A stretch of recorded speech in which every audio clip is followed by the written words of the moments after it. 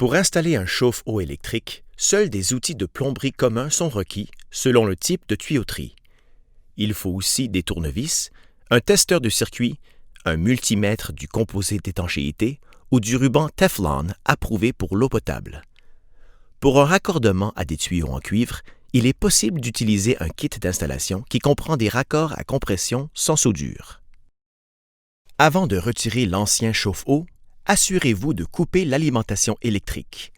Localisez dans le panneau le disjoncteur qui protège le circuit du chauffe-eau.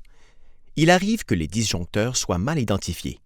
Double vérifiez que le circuit est hors tension avec un testeur ou un multimètre.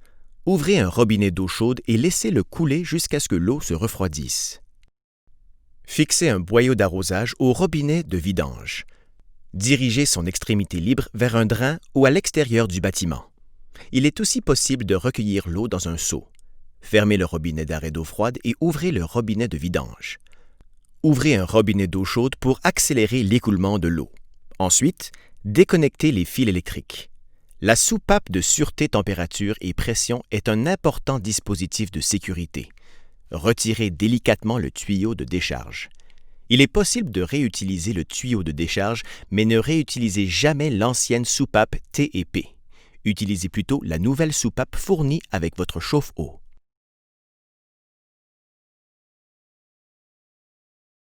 Si vous utilisez le kit d'installation avec raccord à compression, lisez les instructions avant de déconnecter les tuyaux existants. Raccordez les conduites d'eau chaude et d'eau froide en vous assurant de les raccorder au raccord correspondant du chauffe-eau. Si vous comptez utiliser des tuyaux en cuivre soudé, n'effectuez pas de soudure près des raccords du chauffe-eau. Les raccords contiennent des pièces non métalliques qui pourraient être endommagées.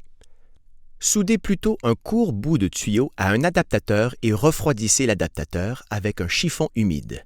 Vissez les adaptateurs au chauffe-eau à l'aide d'un composé d'étanchéité ou du ruban Teflon approuvé pour l'eau potable. Serrez les raccords à l'aide d'une clé à tuyau. L'eau chauffée prend du volume. C'est pourquoi nous recommandons d'ajouter un réservoir d'expansion thermique sur la conduite d'eau froide. Le réservoir d'expansion protège le chauffe-eau contre les surpressions. De nombreux codes locaux exigent désormais l'installation de réservoirs d'expansion thermique.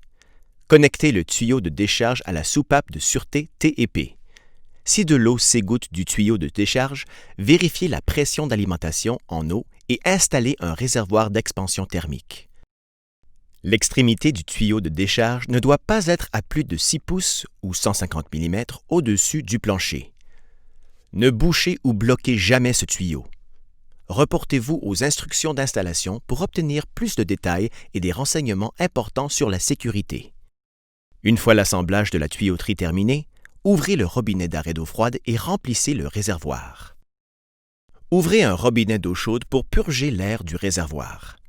À partir du moment où l'eau commence à s'écouler, laissez le robinet ouvert pendant au moins 3 minutes supplémentaires afin d'assurer la purge complète de l'air du réservoir.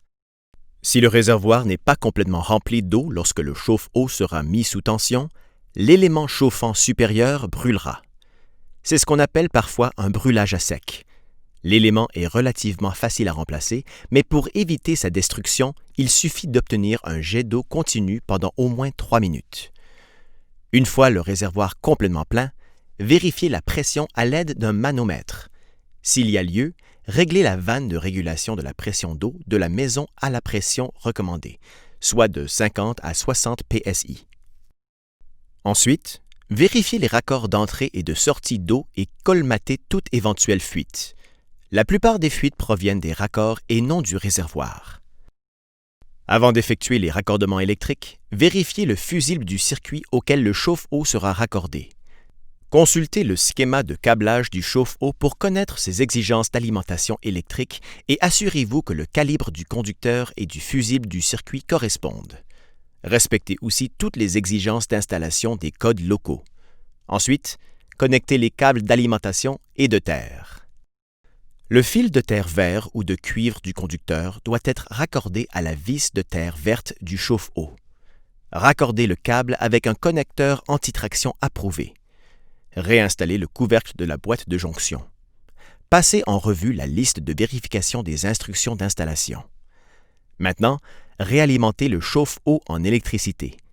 Si le réservoir est entièrement rempli d'eau froide, il faut parfois quelques heures avant que l'eau atteigne une température satisfaisante.